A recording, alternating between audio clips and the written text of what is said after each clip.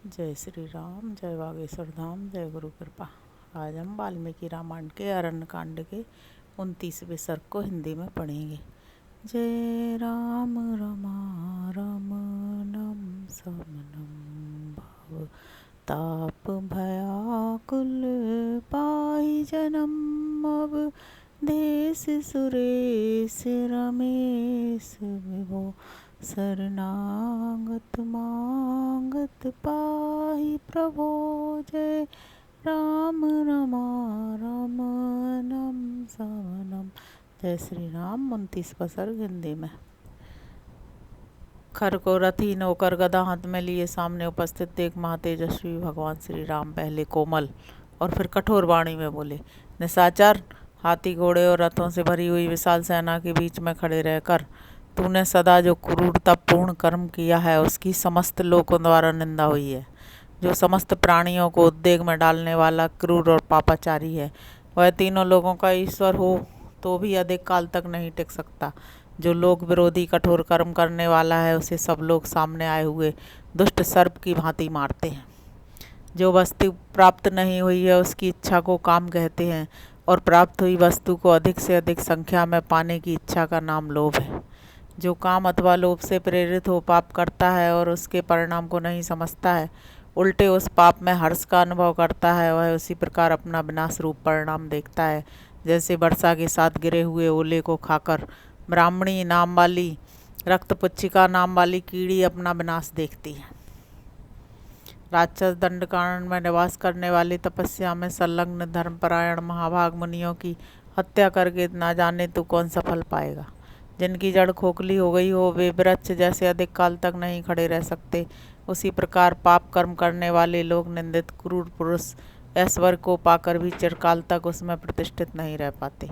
जैसे समय आने पर वृक्ष में ऋतु के अनुसार फूल लगते ही हैं, उसी प्रकार पाप कर्म करने वाले पुरुष को समय अनुसार अपने उस पाप कर्म का भयंकर फल अवश्य प्राप्त होता है।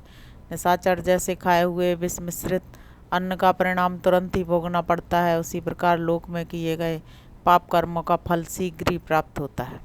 राक्षस जो संसार का बुरा चाहते हुए घोर पाप कर्म में लगे हुए हैं, उन्हें प्राण दंड देने के लिए मेरे पिता महाराज दशरथ ने मुझे यहाँ वन में भेजा है। आज मेरे छोड़े हुए स्वर्ण भूषित बाण जैसे सर्प बांबी को छेद कर निकलते हैं, उसी प्रकार तेरे शरीर को फाड़कर पृथ्वी को भी विदीर्ण करके पाताल में जा गिरेंगे। तूने दंड कारण में जिन धर्मपरायण ऋषियों का भक्षण किया है, आज युद्ध में मारा जाकर सेना सहित तू भी उन्हीं का अनुसरण करेगा। पहले तूने जिनका वध किया है वे महर्षि विमान पर बैठकर आज तुझे मेरे बाणों से मारा गया और नरक तुल्य कष्ट भोगता हुआ देखें। कुलाधम, तेरी जितनी इच्छा हो प्रहार कर, जितना संभव हो मुझे परास्त करने का प्रयत्न कर, किंतु आज मैं तेरे मस्तक को ताड़ के फल की भांति अवश्य काट गिराऊंगा। श्री राम के ऐसा कहने पर खर कुपित हो उठा, उसकी आंखें लाल हो गईं।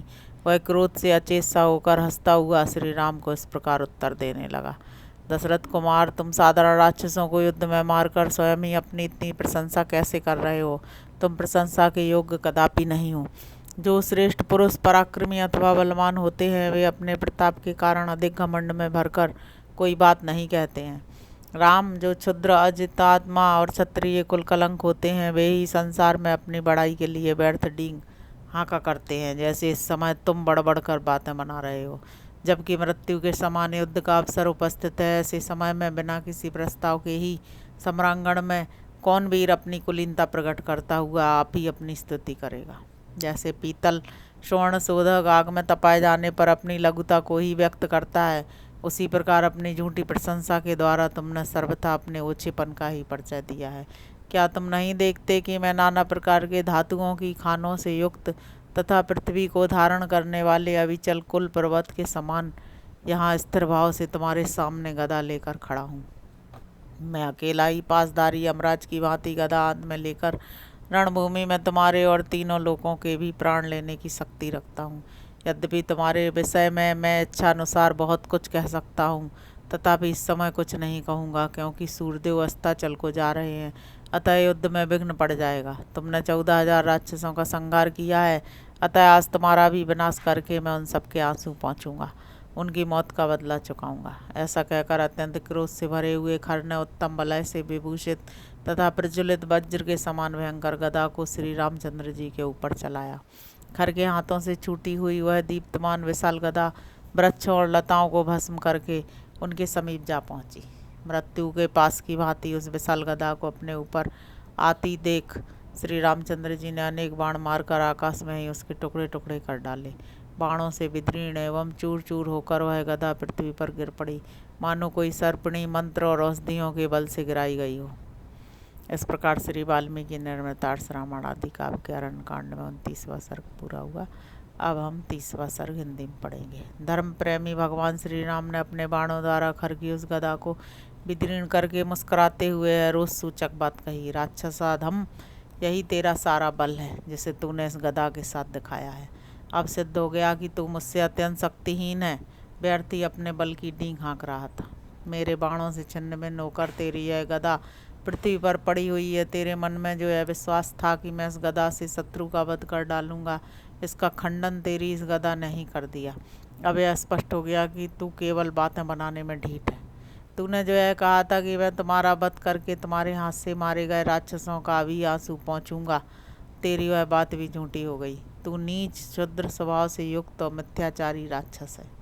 मैं तेरे प्राणों को उसी प्रकार हर लूंगा जैसे गरुड़ ने देवताओं के यहाँ से अमृत का अपहरण किया था। अब मैं अपने बाणों से तेरे शरीर को विदीर्ण करके तेरा गला भी काट डालूंगा। फिर यह पृथ्वी फैन और बुदबुदों से युक्त तेरे गरम गरम रक्त का पान करेगी। तेरे सारे अंग धूल से धूसर हो जाएंगे। तेरी दोनों भुजाएं शरीर से अलग होकर पृथ्वी पर गिर जाएंगी और उस दशा में तू दुर्लभ युवती के समान इस पृथ्वी का आलिंगन करके सदा के लिए सो जाएगा। तेरे जैसे राक्षस कुल कलंक के सदा के लिए महानिद्रा में सो जाने पर ये दंडक वन के प्रदेश शरणार्थियों को शरण देने वाले हो जाएंगे। राक्षस, मेरे बाणों से जन स्थान में बने हुए तेरे निवास स्थान के नष्ट हो जाने पर मुनिगण इस वन में सब और निर्भय विचर सकेंगे। जो अब तक दूसरों को भय देती थी, वे राक्षसियाँ आज अपने बांधव जनों के मारे जाने से दीन हो आंसुओं से भीगे हुए मुँह लिए जन स्थान से स्वयं ही भय के कारण भाग जाएंगी। जिनका तुझ जैसा दुराचारी पति है, वे तदनुरूप कुल वाली तेरी पत्नियाँ आज तेरे मारे जाने पर काम आदि पुरुषार्थों से वंचित हो शोक रूपी स्थायी भाव वाले करुण रस का अनुभव करने वाली होंगी। क्रूर स्वभाव वाले निशाचर, तेरा हृदय सदा ही क्षुद्र विचारों से भरा रहता है। तू ब्राह्मणों के लिए कंटक रूप है। तेरे ही कारण मुनि लोग संकित रहकर अग्नि में हविष्य की आहुतियाँ डालते हैं। वन में श्री रामचंद्र जी जब इस प्रकार रोषपूर्ण बातें कह रहे थे, उस समय क्रोध के कारण खर का स्वर अत्यंत कठोर हो गया और उसने उन्हें फटकारते हुए कहा, अहो, निश्चय ही तुम बड़े घमंडी हो। भय के अवसरों पर भी निर्भय बने हुए हो। जान पड़ता है कि तुम मृत्यु के अधीन हो गए हो। इस कारण से ही तुम्हें यह भी पता नहीं है कि कब क्या कहना चाहिए और क्या नहीं कहना चाहिए। जो पुरुष काल के फंदे में फंस जाते हैं, उनकी छहों इंद्रियां बेकाम हो जाती हैं, इसलिए उन्हें कर्तव्य और अकर्तव्य का ज्ञान नहीं रह जाता। ऐसा कहकर उस निशाचर ने एक बार श्री राम की ओर भौहें टेढ़ी करके देखा और रणभूमि में उन पर प्रहार करने के लिए वह चारों ओर दृष्टिपात करने लगा। इतने में ही उसे एक विशाल साखू का वृक्ष दिखाई दिया जो निकट ही था। खर ने अपने ओंठों को दांतों से दबाकर उस वृक्ष को उखाड़ लिया। फिर उस महाबली निशाचर ने विकट गर्जना करके दोनों हाथों से उस वृक्ष को उठा लिया और श्री राम पर दे मारा। साथ ही यह भी कहा, लो अब तुम मारे गए। परम प्रतापी भगवान श्री राम ने अपने ऊपर आते हुए उस वृक्ष को बाण समूहों से काट गिराया और उस समर भूमि में खर को मार डालने के लिए अत्यंत क्रोध प्रकट किया। उस समय श्री राम के शरीर में पसीना आ गया। उनके नेत्र प्रांत रोष से रक्त वर्ण के हो गए। उन्होंने सहस्त्रों बाणों का प्रहार करके सम्रांगण में खर को छतविच्छित कर दिया। उनके बाणों के आघात से उस निशाचर के शरीर में जो घाव हुए थे, उनसे अधिक मात्रा में फैन युक्त रक्त प्रवाहित होने लगा, मानो पर्वत के झरने से जल की धाराएं गिर रही हों। श्री राम ने युद्ध स्थल में अपने बाणों की मार से खर को व्याकुल कर दिया, तो भी वह खून की गंध से उन्मत्त होकर बड़े वेग से श्री राम की ओर ही दौड़ा। अस्त्र विद्या के ज्ञाता भगवान श्री राम ने देखा, यह राक्षस खून से लथपथ होने पर भी अत्यंत क्रोधपूर्वक मेरी ओर ही बढ़ा आ रहा है, तो वे तुरंत चरणों का संचालन करके 2-3 पग पीछे हट गए। तदंतर श्री राम ने सम्रांगण में खर का वध करने के लिए एक अग्नि के समान तेजस्वी बाण हाथ में लिया, जो दूसरे ब्रह्मदंड के समान भयंकर था। वह बाण बुद्धिमान देवराज इंद्र का दिया हुआ था। धर्मात्मा श्री राम ने उसे धनुष पर रखा और खर को लक्ष्य करके छोड़ दिया। उस महाबाण के छूटते ही वज्रपात के समान भयानक शब्द हुआ। श्री राम ने अपने धनुष को कान तक खींचकर उसे छोड़ा था। वह खर की छाती में जा लगा।